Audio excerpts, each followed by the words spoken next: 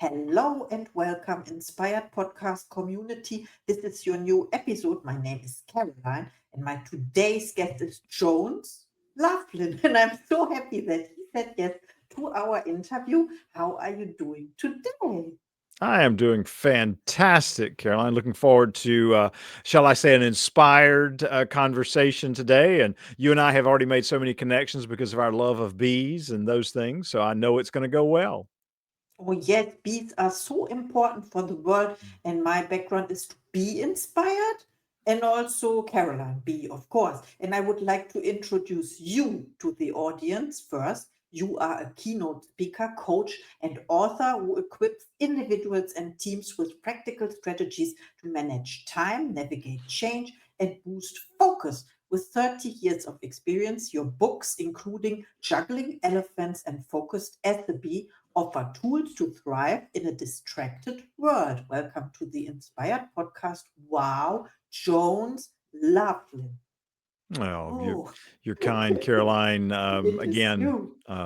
looking forward to what we learn together today, because I'm sure your great questions are going to help me dig deeper in the things that I do.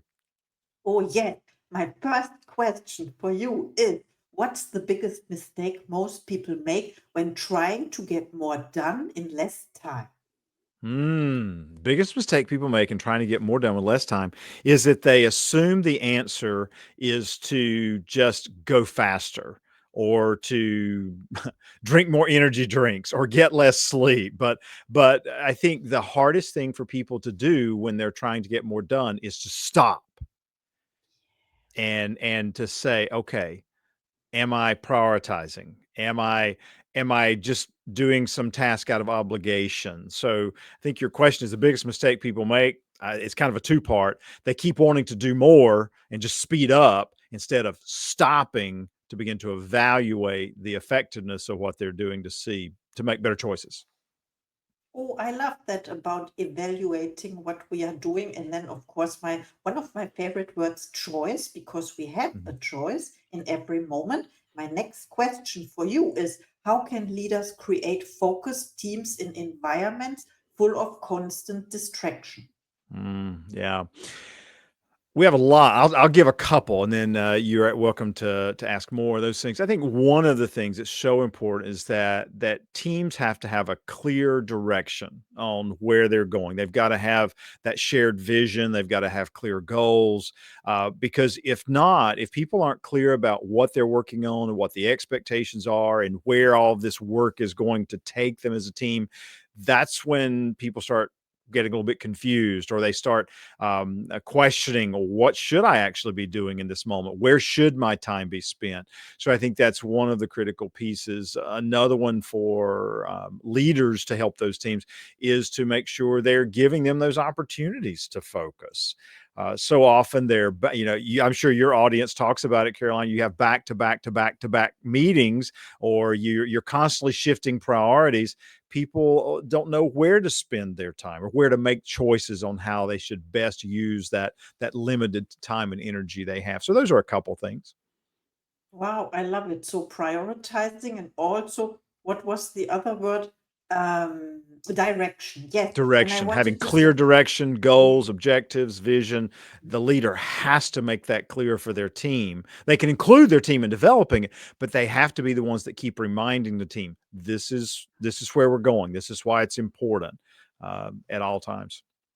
That's so true. Without vision, people perish. I heard that one. And also, when you talk about direction, I love this word because it reminds me also, I have to say that a little bit of the GPS.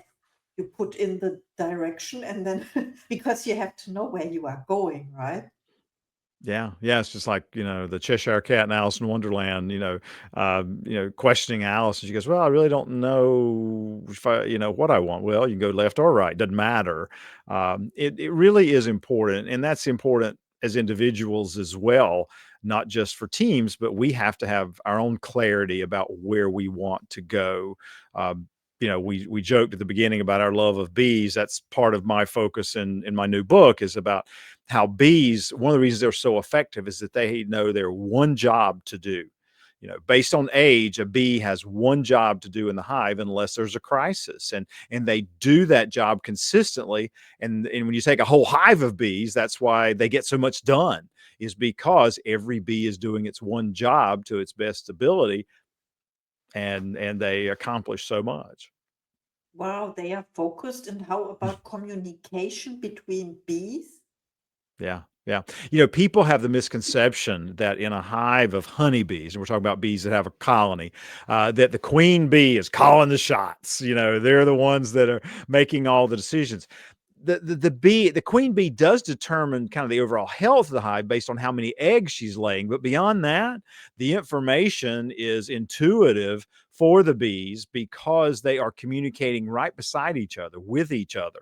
When the foraging bees come in from gathering nectar and pollen, they're communicating to the rest of the bees in the hive. Hey, there's a lot of pollen and nectar out there. Gear up the wax building so we've got more places to store it. Or, hey, there's not as much. And so there's this constant communication that's going on between those individual bees versus, okay, one person has all the answers and they're going to tell everybody. The bees are communicating with each other at all levels. Wow, that's so true. And I heard that bees communicate through frequencies. Absolutely. Yeah. Yeah. They communicate through frequency. They communicate through smells, pheromones, we would call it. One of the most interesting parts, and I don't advise your listeners to do this in the workplace, but bees do this thing called a waggle dance. They actually will come back, the foraging bees will come back to the hive and do this figure eight dance, which tells the other bees where the best pollen and nectar is at. And it is just a fascinating part of what bees do. But you're right. It's all about how many ways can we communicate this message so that everybody's on the same page.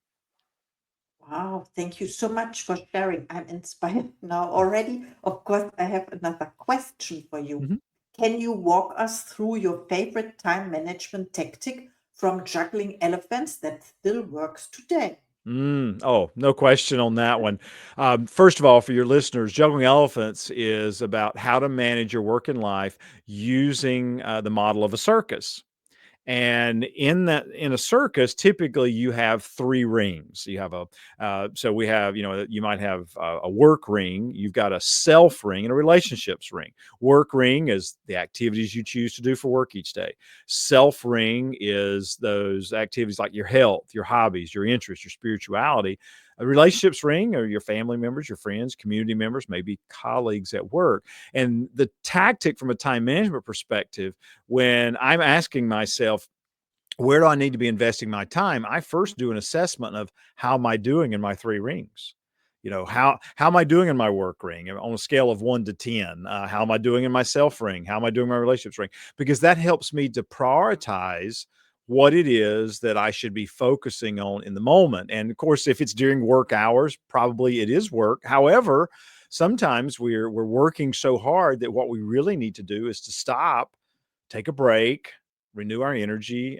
That's our self ring activity, and then move back into the work ring. So that would be the one of the techniques from juggling elephants. The other one would be the idea of the ringmaster. We say in that book that you are the ringmaster of your circus. That doesn't mean you're in control of everything. It does mean you have the opportunity to influence the outcome. And so the question I ask myself when I start feeling overloaded and saying, "Oh, I just don't have enough time," I say, am I being a good ringmaster of my circus? Am I taking more conscious control? It's a choice, like you said earlier. Am I taking more conscious control of my time to get those outcomes I'm looking for? Oh, what a great answer. Thank you so much. And while you were talking, I thought about, because you said master of ring, I thought of the Lord of the Ring, of course. I'm not sure if you write it with the rings you are referring to. Do you write them with the K at the end? I'm not sure. It's not my mother language, so I have a good excuse. Or Oh, that's is fun. it? Or No, is we it would a not. G at the end? It would be a G at the end. Absolutely. Okay. Yeah. Yeah. Yeah. Lord It of the sure would. Rings. Thanks for the clarification. Absolutely. Big fan of the Lord of the Rings movies. They had so many metaphors, analogies in that movie. We could be breaking that down for the next 3 weeks, right? Yes, let's do this. I'm not sure if there are bees in the Lord of the ring or rings. I'm not sure. Okay, my next question for you. Let's stay focused. What are the first three steps someone overwhelmed by change should take right now to regain clarity? Yeah. First step, if someone's overwhelmed in a season of change is, I think they have to ask, what are they looking to get? What do they want as the outcome? What do they need in this moment of change? Sometimes it's, you said clarity. Sometimes it is just that, it's clarity. Sometimes they need confidence. Sometimes they need training. Sometimes they need to have a conversation. But what do you most need in this season of change to move forward? I think that's one of the first things. The second thing, when someone's overwhelmed in a season of change, kind of goes back to that ringmaster idea. What can you control about the change and what's out of your control? So often, I think we spend way too much time ruminating or worrying about what we're not in control of in a time of change.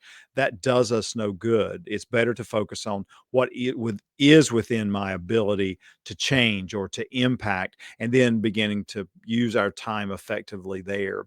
The third suggestion is this whole idea of that they can do is talk with someone. One of the things that happens in times of change, we tend to isolate ourselves. We feel like we're not good enough, or we don't have the right skills, or that we're not going to be successful. And so finding that person who you can talk to and share those concerns and frustrations. And I think it's really key to talk to someone who has your best interest at heart, so that they can see you for what's going on and give you the guidance or encouragement or support, whatever it is you need, to be able to take that next step, when things are changing.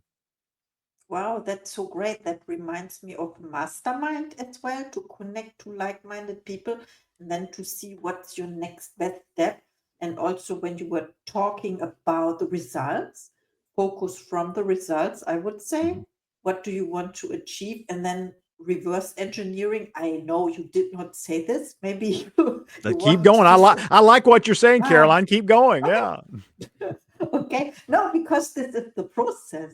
Mhm. We don't focus on what's going wrong. Also, you Right. also use the word evaluate, re-evaluate, Mhm. assess your assets, and then you move forward, right? Oh, I love that Absolutely. so much.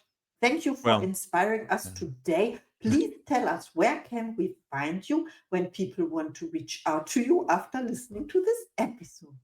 sure, absolutely. Thanks so much. First of all, they can certainly go to my website, joneslaughlin.com, which I know you'll have in the show notes. I put out a lot of content on LinkedIn. So if your listeners are active on LinkedIn, it's always a great opportunity to connect there, because I'm putting out some time management, leadership, focused content pretty much every day on LinkedIn. And so I enjoy those opportunities. Also, they can go to joneslaughlin.com // podcast for some specific resources related to today's episode. So again, that's joneslaughlin.com / podcast. And I look forward to seeing them there. Oh, that sounds great. And please connect to Jones.